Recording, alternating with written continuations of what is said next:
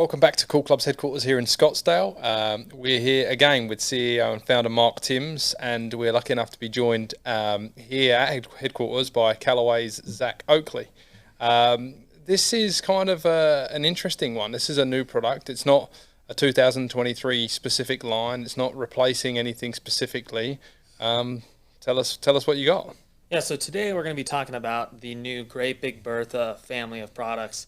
And to kind of start, where did this come from? Why did we make this? Generally, we have this lightweight product. There's a lot of influence from our Asia team and our Asia market. And this is a lightweight product, but it's completely different than where we've been in the past. And really, I mean, the innovations and the materials that we're using in completely new ways. And I think from a design standpoint, it's certainly been a challenge for our R&D team. I mean, right. a welcome to challenge, I'll add, but it's been a fun project to be a part of and see some really cool things. If I understand this correctly, right? So we've done some Epic Star stuff. Obviously, we have places in Japan and Korea, and that's a great product for the right person. But from basically what I've seen, for the most part, most of the Asian products are just tweaked versions of the U.S. version. So they'll strengthen the loft stronger or change some graphics and stuff like that. But this sounds like this is a whole different thing. This is a whole line started from scratch, not tweaking a product specifically for Asia. This is a whole new thing, right? Yeah, I mean, this really is built from the ground up. And it's not taking an existing product and changing a few things, optimizing a few things. It is completely new. And we're really excited about it. Other than the ode to the groundbreaking Great Big Bertha original, which right. was, really was a game-changing thing. So I guess that's kind of what you're pointing at here. This is another game-changing product line. Exactly, and I think too, you can almost think about it as it's a concept car type of product. It's not going to be for everyone. It's an ultra premium product, so you're going to see price points that are a little bit higher. But knowing the materials we're using and the construction method, the advanced construction methods we're using, I think you'll see why. It is a lightweight product as well, so right. It's not going to be you're not going to see this out on tour, but it is certainly unique and exciting. I don't know. I wouldn't be surprised to see a couple of these out in the irons out in the ladies' store, and some of the woods too. Yeah, no, the irons is definitely in its own world in terms of what we're doing with it, and I guess maybe we can just go. I don't want to jump ahead. Go for it. We could go to the irons, yeah. So. The iron is just pretty unique to right. this family. Usually when you launch a family of clubs, it's the driver that everyone's really excited about. And not to say that the Great Big Bertha driver isn't exciting. We are excited about it. But the iron is kind of the hero of the line. And what makes it so special is this unique use of titanium. So titanium is a material we usually use for drivers. It's super lightweight. We've seen titanium in irons for basically 25 years. I think Tommy Armour came out with this great big huge all titanium thing, and then we've seen obviously TaylorMade came out with one a couple of years ago. Yeah. And basically the issue with them that I've seen which is why I'm so excited about this one, especially for my older good players that can afford it, which I might be one of. I may not afford it, but you guys give me a deal, right? So it won't be so bad. But this is not a big bulky looking club. I mean it's relatively compact. I mean it's not tiny blade, but it's not big and ugly looking. It doesn't look like a titanium iron we've seen in the past. Yeah, no, and that's one of the challenges that really comes with using titanium is that you free up so right. much mass, but you've got to find a way to put it back in somewhere. Right. So you're going to see a forged titanium face with this, so it's going to feel great. It's also going to have, I mean, you're taking a material made for drivers and you're putting it on an iron, so it's going to have some pop to it. We're seeing really high CORs with this. It's also going to have a CP tie body, so it's basically a really premium high strength medical grade titanium that we're using in the body that's going to save 96 grams of discretionary weight. Wow. So you talk about trying to fit it the drivers into talk about 5 or 6 and 96 is 100 grams is huge. Yeah, you're swimming in weight. Right. So what that allows us to do is do something that's even completely different, where we're going to be using up to 145 grams of tungsten on this iron. And it does vary a little bit from iron to iron, but they're relatively constant. I mean, I think it gives you a lot of weight to move around, to change trajectories and all kinds of things. So yeah, so it really allows us to move the CG into the deepest CGs that we've seen in irons right. For us. And I think that's something that people don't necessarily know about irons. I think people look at an iron and go, okay, well, my 4 iron's got 22 degrees and my 5 iron's got 25, and they just bend them. But like this is an example. Like, it's not just that. The whole construction, where the weight is, everything moves around to make the iron play like it should for that specific iron. Yeah, you can have two 7-irons, whatever, same loft that have totally different trajectories. Yeah. And with that, the much tungsten you got in these, you can do pretty much anything you want, right? Exactly. And the other thing too is when we're using the titanium on the face, it actually your sweet spot's bigger because the material is just more flexible and has a higher modulus. There's a reason we use it in drivers because it works. There's a reason we use it. Don't use in irons. It's just too expensive and too difficult. But you seem to have solved that. So yeah, no, it's certainly been a challenge. I know that our director of R&D for irons, Scott Manwaring, he's been probably lost some sleep over this trying to get it over the finish line. But hey, you know what? He did a heck of a job. Yeah. What kind of technology? I mean, obviously titanium again in the woods. You've got your AI tech and jailbreak style stuff going into the woods. Yeah, so we'll still have our sort of our heritage technologies. You'll see the AI speed frame, the jailbreak speed frame, which provides stiffness in the body, so we can get better energy transfer to the ball. We'll still have you'll see jailbreak in the fairway woods and the hybrids as well. They'll all have AI optimization, so you're still going to see a lot of those heritage ball speed technologies that we're known for.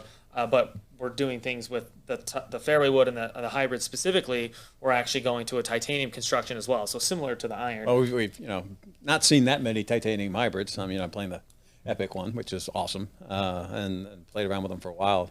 But we haven't seen titanium hybrids in a 7, 8, and all that stuff. I mean, that's something new. And you're forgetting the 9 hybrid. 9 hybrid, right? Yeah. So what loft is a 9 hybrid? Well, let's take a look because I can't remember off the top of my head, but.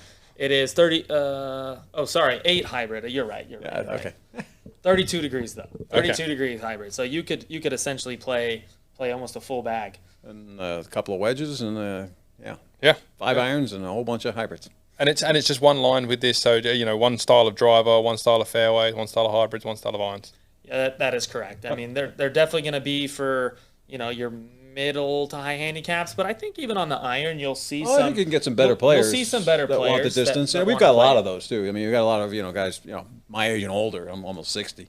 That were good players at some point, but they really need the distance and not so much the forgiveness, but the distance and that helps. So, it's not necessarily for high handicaps. I could see from looking at the iron. I mean, I can play that iron. I can look at it. Right? Yeah. It's not a big shovel by any means. So. No, the iron is actually built off the Apex DCB chassis. We've seen.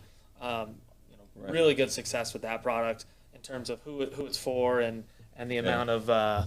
We did really well with that club. The only downside to that is the heads were pretty heavy. Going longer or lightweight for it was great with ladies and seniors using lightweight graphite shafts, but it really couldn't fit into a lot of people because of the weight issues. But it's a great club. So this looks a lot better, not nearly as bulky. Yeah, no, it's not. It's certainly cleaned up, refined, and the loft package will be similar as well. So what is your loft? 26.6. It is 30 degrees on the 7-iron and 43 on the pitching wedge. 43 on a pitching wedge. That's not bad. Yeah. I mean, if you got low CG, obviously as low as you need it, right? So that's probably going to act more as low as launches, like more 45 or 46 probably. So. What's nice about that is you don't have 6 wedges in your bag, which several companies have done in the past. So when you make a 38-degree pitching wedge, you've got a lot of wedges, and that helps. But 43 is a reasonable number. That's not out. I mean, there's some players' clubs that have 43 pitching wedges now.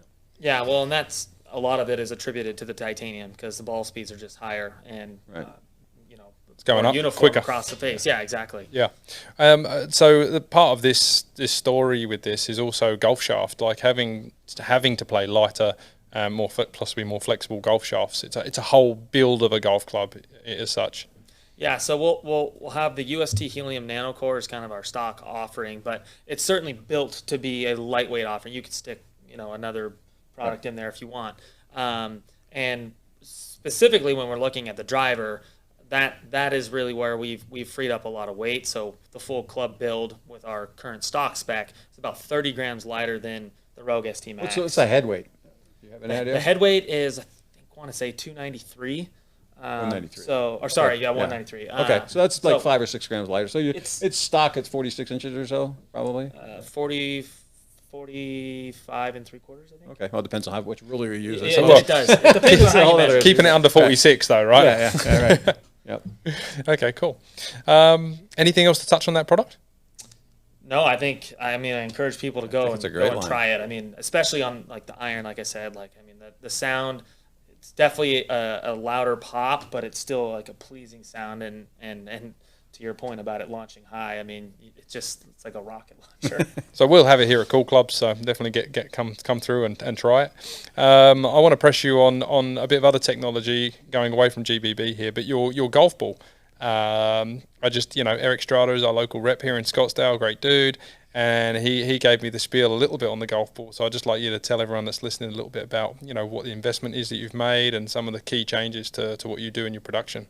Yeah, so we've invested a ton into our facility in Chicopee, over $50 million to revamp that and really increase the quality checks. I think right now it's something like 10 million checkpoints or 10 million data points a day that are running through the factory, and I'm really going to continue to invest in that. And I think we are the only company that is using 3D X-ray as one of their quality checks. To really look at the cores and make sure everything's centered, and it's something we're really proud of, and we're going to continue to push forward on. Yeah.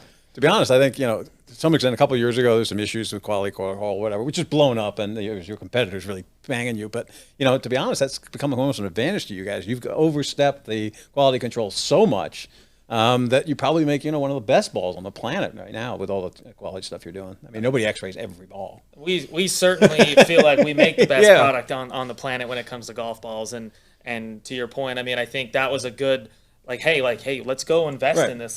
Let's make this the best that we can, and we're certainly proud of it. Yeah, it's pretty Well, cool. it highlights in some of the things we do. We do a lot of robot testing, and with robot testing, you're trying to be super scientific and kill every variable.